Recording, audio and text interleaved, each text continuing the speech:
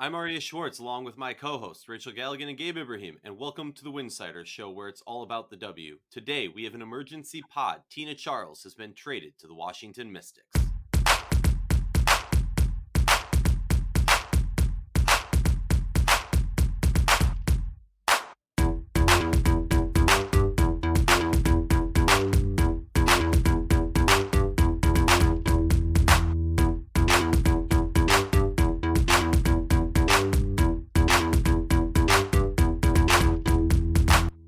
If you like our show, please consider joining our Patreon community. For less than a cup of coffee a month, you can directly show support for the hard work we do covering the W. Today, we're talking about a big trade that went down this morning, or possibly late last night, between the New York Liberty, the Washington Mystics, and the Dallas Wings. Two notes before we start today.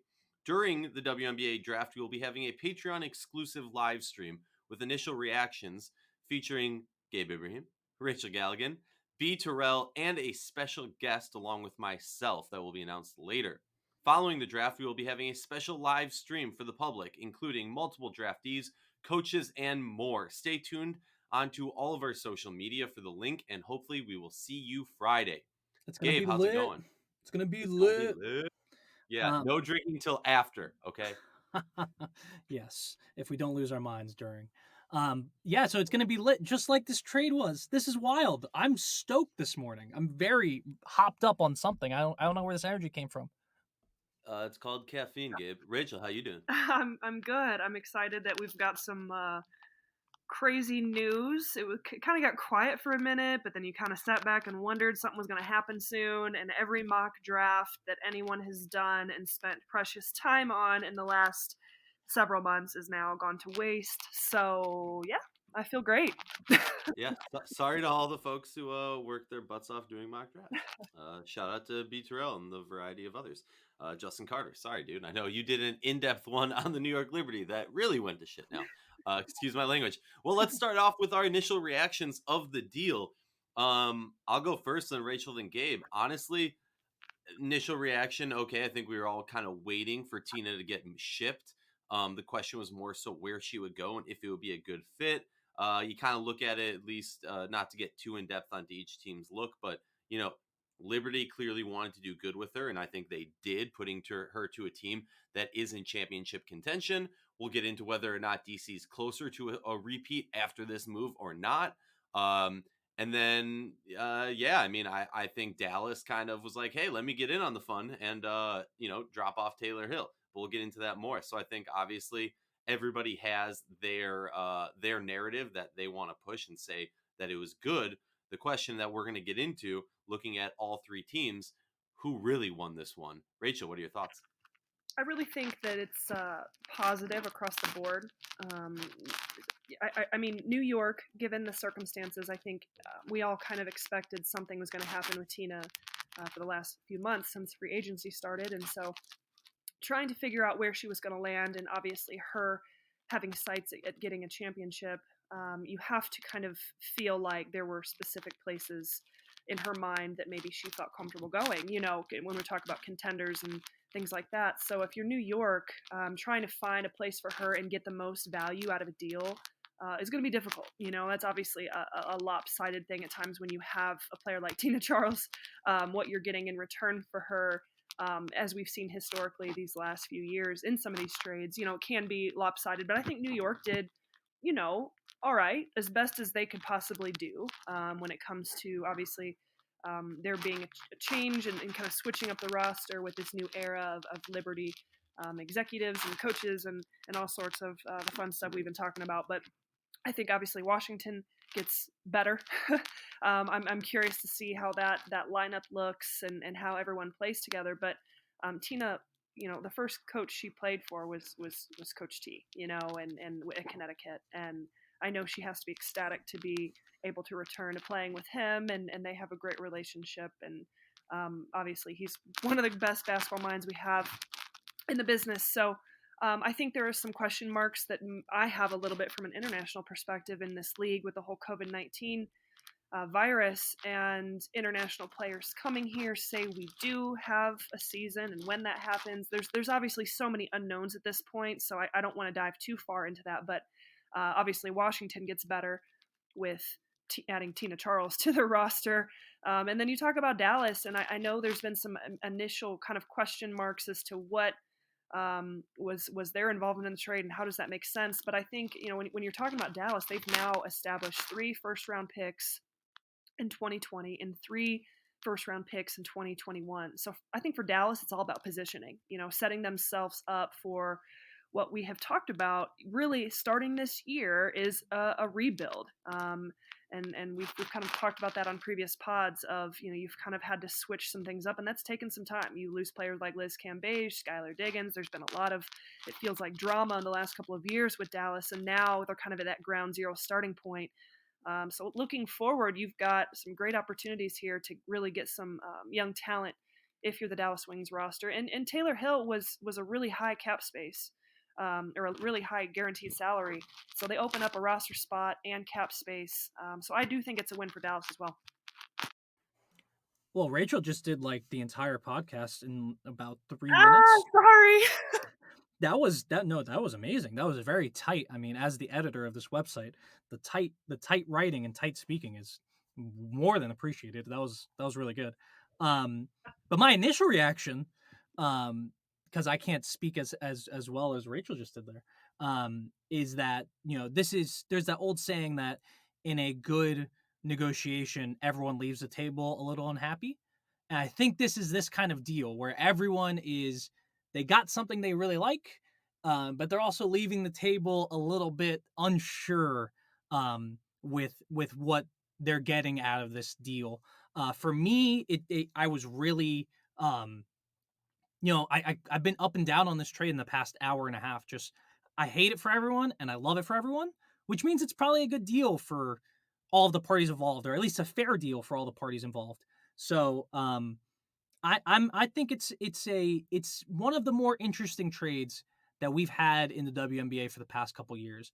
I think there's a lot of moving parts. I think there's a lot of things that would not have happened before the CBA that are happening now because of the CBA. And I think it's just very interesting the way each team valued their assets and thought about how to move them in this deal. So to me, it's something where I think it's a very fair deal, but I'm concerned about certain parts of it for each of the teams, while there is also positives for each of the teams. Yeah, I think that's a fair way to look at it. But let's break it down quickly. First, let's talk about Tina's fit in DC. And honestly, like, I look at this, I'm gonna move into this assuming Emma's there, assuming all foreign players are still able to come through. So, like, let's not get into the muck of if they're not able to come and all that jazz, because as of now they should be able to. Honestly, I'm a little concerned. I don't know. Obviously, if you ask me, this is a situation where Tina's going to have to come off the bench. I just don't see a starting lineup that includes Latoya, that includes Emma, that includes EDD and Tina. I just don't know how you're going to continue to play the style of basketball that DC has played over the past 2 years to really show us. I just don't know how you're going to do that with this type of roster. Having Tina as a backup for Emma or Elena or however you want to do it, or even come in as the backup for Latoya, I'm all down for. But one of these big names, and obviously Latoya is the least big name out of all 4 of them, but one of these big names is going to have to come off the bench. We know Emma's fine doing that. We know Latoya, to an extent, is fine doing that. I think the real question mark is Tina fine doing that. Is Tina in a situation in her career where she says, I'm willing to put team first? I think this team is going to repeat. I want to be part of that, and I will do whatever position it takes. Rachel, what are your thoughts for Tina's fit in in DC? I mean, I think it can be a fit. I still have question marks as to kind of what the Mystics roster could look like. Emma, I mean, I think, Emma being from Belgium and the things going on right now, to me, that's a question mark. I mean, maybe things are fine. I know she's planning on being here this season, but you don't know, So I think you have a little bit of insurance there. I mean, a lot of insurance. Tina Charles, adding her to the roster. Elena Deladon, we're talking about kind of 2 players there so versatile and kind of what they can do, where they go. I think it's a good fit. I really do. I don't know exactly what the lineup looks like. I think you got to talk about Elena's health. It's always a question mark. You add a little bit of an insurance policy there, and I mean, you get an opportunity to add Tina Charles to your roster, you do it. I think she'll start. I don't know, who starts around her, how exactly that looks, assuming everyone is there and returns. But I'm not as concerned with that as much as you are. How about you, Gabe? I'm concerned. I think the more concerning thing is what you mentioned about Emma. Obviously, we just have the teams, the players, the WNBA has no clue what is going to happen. So, um, yeah, it is very concerning. I do think an element to this is like what you said, that there is some insurance for Emma not being able to come, deciding not to play after next year, or EDD being hurt, because she did have back surgery, so it could give them some more time to let her heal should the season get started at some point soon. However, I think the biggest thing you said, Rachel, and the biggest thing I agree with is, if you have the chance to go get Tina Charles, you go get Tina Charles. This is one of the best players in league history. And I think, she's working with Coach T. He's going to be able to put her in a position to help the team, to be a part of the group, and maintain chemistry. And I think Tina is, at this point, going to be very willing to do whatever is best for the team. So maybe that is come off the bench. Maybe that's playing. I think it's really hard to project that out without knowing what happens in the draft, what happens um, in training camp, and just what the whole situation is going into the season. So it's hard to project out. But you just go get Tina Charles. You get the talent, and then you figure it out. And I think that's been the Mystics' idea. They're getting talented players who are high character, who won't mess up the chemistry. I think they have that in Tina. I think she is going to help this team win, whether that's as a Super Six woman or as a part of an amazing front court with the the 2019 Finals MVP, the 2012 MVP in Tina, and the 2019 MVP in EDD. So you put that together, no matter what. There's no question. I think that was the calculation here. So for me, on Washington, yes, there's fit issues, but great deal. You do it every time you get the chance to. Yeah, I mean it's kind of what we've seen from teams like the Aces, teams like the Sparks, where they have an opportunity to get a big name. You don't question that. You get it and you figure out how to make it work. Will there be some growing pains? I think in this situation less so than we've seen with other teams, just because like what Rachel touched on, Coach T and Tina have a history together. Although it will be a slightly different relationship, just because this team isn't built around Tina anymore, and obviously a coach-player relationship has that element of what each of them, plays a role on this team. But I think it's going to be interesting. Just announced that the Mystics will be doing a press conference interview later today. So obviously some of us will be jumping on that, and we'll ask some questions and get back to you guys on that. Let's flip it Oh, a little wait, bit north. Yeah, go for it. wait. Sorry. I did want to get one thing in. That Tina actually took less money to make this deal happen. She had a core designation, which means she was eligible for that $215,000 supermax deal, which she could have signed with New York, or her rights could have been traded to another team to sign her to that supermax. However, she took less money in this deal to go to DC. She took $175,000 for 1 year. I believe it is fully protected. I have to check on that, but I just wanted to point out that Tina did take less money to make this deal happen. I think she was super psyched to go to Washington. It seems like that was her number one choice, to get out of New York when that came about. Yeah, I mean, I think if you just think about it logically, what is the situation that would want her? I mean, obviously LA is not going to want her. Obviously, the Aces aren't really that interested in her. Is it like you can go through the list of teams in this league and look at kind of like where she would fit and have a chance at a championship this year. And I think all signs point to DC. So makes sense to me. Let's flip it up north, to Brooklyn. Let's talk about the deal for New York. Clearly, and this is my opinion, but I think it's been pretty documented, Tina wanted out. New York gets something that Katie never got while she was the head coach there: a new, fresh start, an ability to really revamp this roster, really flip the switch on it, as the TikTokers say. They add Shatori. They had Taylor Hill, which honestly is a big question mark for me.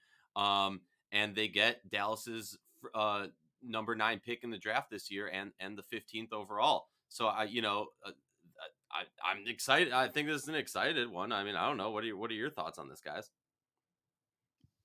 Go ahead, Gabe. Okay. So my thoughts for New York are, like you said, Arya, their hand was a bit forced here. I'm not sure if that's because Tina wanted out or because they wanted Tina out. It seems very confusing based on who you talk to. But regardless of why the situation came about, obviously Tina needed to get moved. Obviously, there was a scarcity of available options, like you mentioned, Arya, as far as championship contenders that she would want to go to. And I think to get a deal where you have to take on Taylor Hill as a guaranteed contract at $117,000, which is not great. You don't want that. But she's expiring, and they have the cap space to do that without messing up their future plans. Shatori Walker-Kimbrough comes in either as a trade chip. They can move her in the next couple days for draft assets. They can move her for other pieces that they would want under longer contracts because Shatori is also expiring. Or they could just have her be on the team, get a 1-year audition, reevaluate after next year when they should have a ton of cap space to see what the situation is. They also get a lot of draft capital, 4 picks here. Yes, they get the 9th overall pick, the 15th overall pick, which to me are valuable picks. Anything above 18 is pretty valuable. They get the 12th overall pick, which is also very valuable. Washington's 2021 second and third, probably not that valuable, but still, it's an asset that you can use and you can package in future deals. I think they gave themselves a lot more flexibility here to do more deals. And, all things considered, this is probably the best deal that they could have gotten. Obviously, in a vacuum, if you're saying we traded Tina Charles for this, it's not great. But considering the circumstances, I think they did a very good job. Yeah, and I know we had talked about this a little bit prior to the news breaking, because there's been obviously chatter about this. If you're New York, and say the situation is Tina wants to be in a select few places, which is not uncommon. We've seen it multiple times with superstars in this league of being extremely selective in terms of where they Multiple times in Tina's career, even. Right, for sure. I mean, the fact that there is another team brought into this deal makes me believe that's the case. You have to kind of assume that at some point that at least is in the conversation. So if you're New York, bringing in that third team sweetens the pot a little bit for them. And as you said, Gabe, just to kind of echo on it, I think this is the best case scenario for them when losing, a superstar in Tina Charles. Yeah, I mean, I agree with everything you're saying. Let's flip it down to Dallas, the third leg of this trade. For me, and I know Gabe and I see a little differently on this, so I'm excited to get into this on the pod. Obviously, we're not going to answer any questions because we're not 5 years down the road and can say what was right and what was wrong. But what did Dallas do? Dallas dropped Taylor Hill's guaranteed contract, which for the fact that Taylor Hill played 2 games over 2 seasons with this team, I think says enough, especially for the amount of what her contract was. They also, as we have well documented, had a plethora of picks in the first round, or just overall in this draft. What they did was they were able to drop their last pick of the first round, which I think for me is a positive. If you're going to go into this situation, you want to be able to get rid of this player who's filling a cap spot. Maybe you cut her, fine, but you're still paying her a ton, which to me, and I know Gabe's going to disagree with me on this, is the same as having a roster spot, even if you cut her, if you have that salary cap hit. They get the Mystics 2021 first round pick, which to me is huge because they essentially, as I know Rachel was talking about earlier, they have 3 first rounders in 2021 and 3 first rounders in this year's draft. So I think they're kind of able to sit back and go, all right, we don't have as many draft picks as we originally had in this current draft, but we do have our most valuable ones. If we hit those ones right, we can evaluate at the end of the season and then be in a much better position to maybe get 1 or 2 really good draft picks in next year's draft. Because let's be honest, Dallas, I don't care what anybody's saying, is not competing for a championship this year unless something crazy happens. So I do like this because it gives them the opportunity to not put all their stock in this year's draft, but say, okay, we're going to grow from this year, be able to reevaluate and grow again after next year's draft. So for me, I really like this move for Dallas. Gabe, give me your thoughts. Yeah, I disagree. I mean, so let me back up, because I do think it's actually a pretty good deal for Dallas. They get, like you mentioned, get off Taylor Hill, get some draft assets in return, get off draft assets that you're not going to use this year. In a vacuum, that's fine. I think my bigger issue here with Dallas is just like the lack of a coherent plan. Obviously, a lot of what happened this offseason was forced by the Skylar Diggins-Smith trade. They had to get the best deal for Skylar Diggins-Smith. They did that. They got 3 first-round picks for her, which is very impressive and a good job by Greg Bibb and company.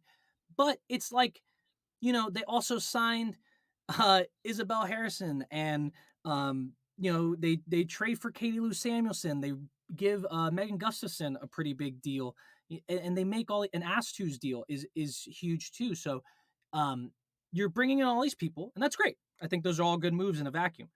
And now you're at this point where you have so many players that you're not going to be able to roster everyone. You're not even probably going to have everyone in camp when the time comes. You're going to have to, some of those training camp deals that they have probably aren't going to come to camp because there won't be a spot for them. So now you're in a situation where, yes, that roster spot is, the roster spot that Taylor Hill's taking up is valuable, no doubt. But the thing is, they could have cut Taylor Hill and still had that roster spot just with her salary on the books. There's no, the salary issue is not that different now than it was before, because in order to bring in, let's say, 3 draft picks, they had the 2nd, the 5th, and 7th, the 2nd, the 5th, and the 7th pick in the first round. If they want to bring in all 3 of those draft picks, they still need to cut, I think, two more players, because they have 11 players on roster without Taylor Hill. So they still need to cut, to have only 12 players on the roster and keep all those draft picks. They're going to have to cut 2 players that they just brought in, or were a part of their future as early as the beginning of this offseason. So to me, it's just like you gave up assets to get off Taylor Hill when you likely did not have to. And maybe there's something that I'm not seeing that they see on their cap sheet. And that's completely possible. Obviously, I'm not going to sit here and say I know more about Dallas than Dallas does. But I just think it was rash. They were like, we have to get off Taylor Hill. We have to get off Taylor Hill. And really, when you sit back and think about it, as an expiring contract, when your ambitions are down the road, you probably shouldn't give up assets to get off that deal, because it doesn't really affect you, because it's only affecting the short term when your goals are long term. So I think we're going to find some reporting out as we go forward as to why they thought it was necessary to move Taylor Hill this year. And maybe there's a trade coming down the pike that makes it all make sense. But as we sit right now, I just have a problem giving up those future assets, giving up these current assets to have a short-term goal, which is get off Taylor Hill's expiring contract. Your goals are long-term, which means your moves have to be focused on the long term. And to me, this one was not. I don't think it negatively affects them in a huge way. Like Rachel mentioned, they have 3 first-round picks. I think she mentioned that on Twitter. I think those are kind of the considerations that went into why I'm saying that Dallas's draft, this trade for Dallas is not great. It's good though in a vacuum. But I think yeah. No, I hear what you're saying. I just want to pop in one thing real quick before I know Rachel wants to get in on this conversation. I do want to initially, for lack of a better terms, shit on the Taylor Hill Aerial Powers trade, because that was just, as become even more so clear, that was just a horrible trade for Dallas. Yeah. Great trade for DC. That being said, like I said, I disagree with Gabe on that take, but we'll get into that at a different time. Rachel, talk to me. Well, I just think we have to keep in mind how unique this year is, because of the COVID-19, and because of, everybody is present. Everybody, for the first time probably in the history of the league, is going to be present at training camp. You can only have 15 players at training camp. I do think that plays a role in some of this decision making in terms of, having roster spots, and that number 9 pick for Dallas, chances of that bringing any value to them this year, slim to none. So essentially what you've done is you've just transferred over a first round pick to 2021. and you've evened it out 3-3, which still a hell of a lot of picks. Somebody made a comment, and it made me laugh about Dallas being like the babysitters of the league, with all these young players and first round picks, and it's kind of overwhelming to look at, but you do kind of spread that out a little bit, and I certainly can understand that this year with training camp and roster spots, that has a big play in this in terms of opening up that cap space, and more importantly, maybe not more importantly, but opening up a roster spot. I know that has to be at the forefront of Dallas's mind in kind of this discussion. It's just different this year, and I think the circumstances are forcing GMs and coaches to have to make maybe decisions that they wouldn't normally make if the circumstances weren't what they were. So I mean, I'm not against what Dallas did. I think it's in some ways, when you look at it through a different lens, it's smart. Spreading out these picks a little bit. That number 9 wasn't going to bring a ton of value, wasn't going to make their roster, and being strategic with your training camp roster and everyone who's going to be present. It's just a unique situation. So I did the math really quick. I think I do agree with you. It's a very unique situation, and so there is some more considerations than I'm giving them credit for. However, even with Taylor Hill's money on the books, if this team were to cut 2 players, let's say it's Kayla Davis and let's say it's Christina Nigwe, just like tossing names out there, not who I think is going to get cut or anything, but you cut those 2 players, and you still have, even with Taylor Hill's contract on the books and the 3 first-round picks in tow, you have about $88,000 in cap space. So just from a cap space perspective, they did not need to trade Taylor Hill. That's why I'm saying that I don't like this trade. Just from you're valuing a short-term gain for a potential long-term loss, right? Because you could use that 9th pick to potentially trade up in the draft, even if it's trading up from 6 to 7, right? I mean, from 7 to 6, because there's a player you want at 6 that may not get past whoever's at 6 at that point. So it's just, to me, they gave up value for something that got you nothing this year. Again, though, I'm guessing there's going to be another trade where it says, okay, that's why they had to get rid of Taylor Hill. That's what I'm going to guess is happening. I mean, I wouldn't be shocked either way. I still disagree with that. I think, they put themselves in a position in like you're saying, they put themselves in a position where they can make that trade much easier. So maybe they did need to do this. I think they just wanted to rip the Band-Aid off, get rid of her.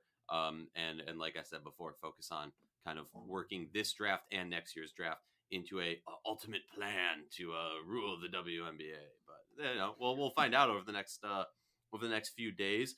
And if you didn't already, make sure you subscribe to the Winsidr Patreon, because as we say, we believe the players of the W and its community deserve the same in-depth analysis and respect that men's sports receive on a daily basis. With that in mind, like I said, please consider joining our Patreon community to help support us in the hard work that we do, and get excited for draft night. We'll be having, if you're a subscriber, 2 live shows. If you're not, you'll only get 1. So,